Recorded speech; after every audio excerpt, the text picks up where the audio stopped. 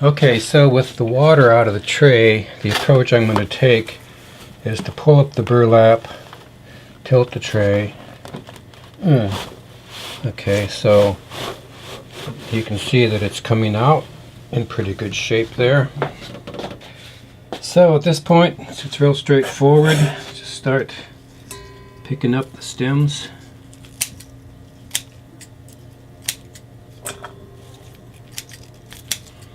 This was a fairly sparse planting, so there's not going to be a lot of production out of this, but I'll enjoy what there is.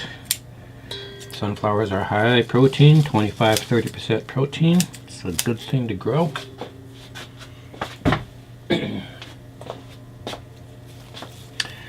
Sunflowers do tend to be a little floppy, so you're always going to have a few laying down on the job. Less so, I think, when they're tightly packed. So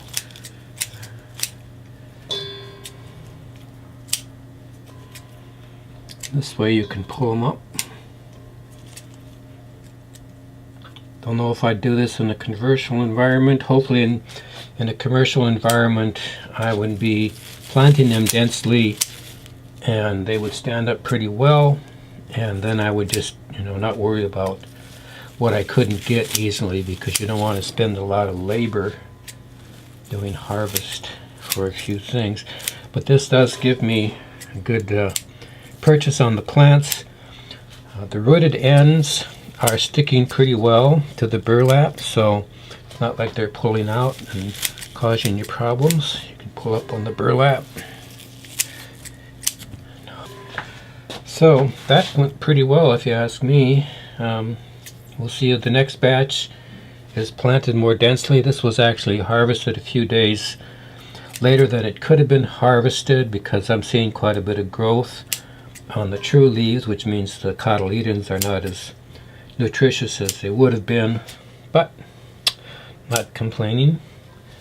I do like this. So here's the root mat underneath the sunflowers, so it's doing well, growing around the grooves. And you see in the center here where you have this high spot, the plants are reaching out to get the water. Oops. Okay, that's all for that particular piece. And one other thing you see from this is that, the burlap has not rotted yet. If you're able to compost at home, which I am not, you could put this whole thing into your compost, and after a while the burlap would also break down, have more organic material. The next one I'm going to do is broccoli microgreens that are about 15 days old. These are in this stainless pan, and you can see they don't stick up above very much, so it would be a kind of a pain to have to do these, try to reach down there. So these are on paper towels, which are sticking. Alright, so that came out very nicely. Pan's pretty clean. It'll be cleaner when I stop using towels, because you can see in this corner here, a certain amount of paper towel is stuck to it. It's not difficult to get off, but it does require some additional effort in order to clean it up. I do like the stainless because it's very durable, easy to clean, etc., etc. But expensive. These trays were about $11 a piece. The local restaurant supply. They'll last forever. So this one's going to be really straightforward, right? We just go in here, cut these little buggers off real close to the burlap. Love the smell of fresh broccoli in the morning. One of the pleasant things I've found about growing microgreens is that with a relatively small number of trays, like less than 5 to 10 trays, you can grow a surprising amount of food that will add to your diet in a very healthy way. So, if you have a corner in your basement, like is what I'm doing here, it's all you need to add a lot to your food supply.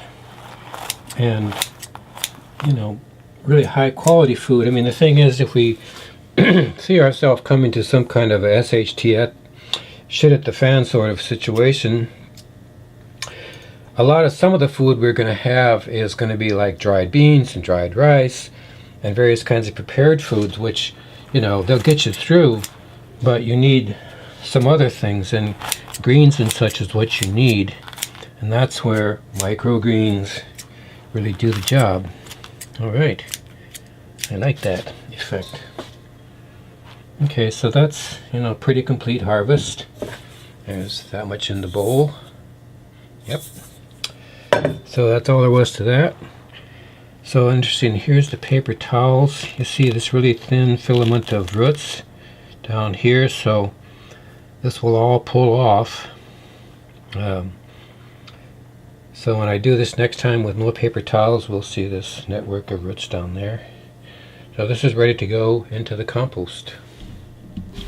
So one comment I want to add to this is that what I am seeing with the burlap on these grooved trays is that even if the tray is not perfectly flat, and therefore the water is not evenly distributed from end to end, you know, when you put water in one end, the burlap wicks it up very nicely, and it seems to spread out through. And the roots, you know, all the roots we saw, they're nice, clean and white. They're not getting brown or rotting or anything like that. So this is a really healthy way to grow some food. Okay, so here we're going to be harvesting peas. Now these were grown on this tray that has a lot of holes in it. I don't know if you can see. Yeah, see, that's the tray with holes. And then there's also burlap on that. It's dripping water everywhere, but so it goes. Got a towel fragment here, old towel.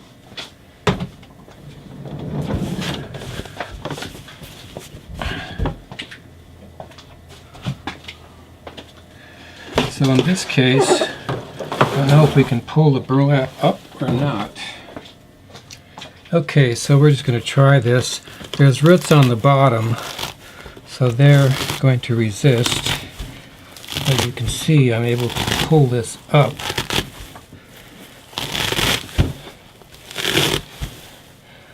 So I'm basically looking forward to doing this on a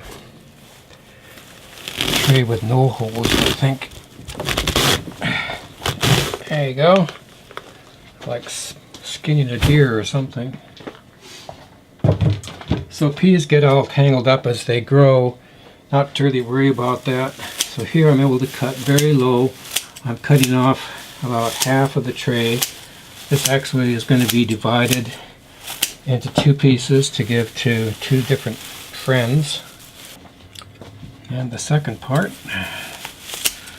So I could probably cut a little bit lower than I'm actually cutting.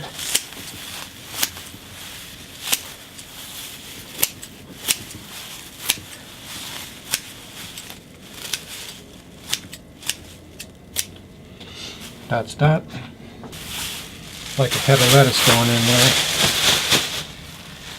That's good enough. Could be a little closer, but I think that's a decent supply. Make quite a few smoothies out of that.